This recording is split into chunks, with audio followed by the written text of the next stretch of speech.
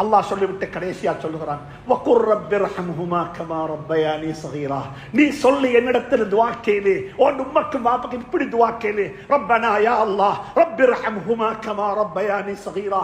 என்ற சின்ன காலத்துல, என்ற சிறு பிராயத்துல என் உம்மா பாப்பா என்னை எப்படி அரவணைத்தார்களோ, என்னை எப்படி வளர்த்தெடுத்தார்களோ, என்னை எப்படி இரக்கம் காட்டினார்களோ, எனக்கு எப்படி தர்பியா செய்தார்களோ, அதே போல யா அல்லாஹ் என் உம்மக்கும் பாப்பாக்கு நீ இரக்கம் காட்டு என்று சொல்லி நீ என்னிடத்தில் துஆ கேளு என்று சொல்லி அல்லாஹ் சுப்ஹானஹு வ தஆலா உம்ம வாப்பட ஹக்க பத்தி சொல்லித்தரான்.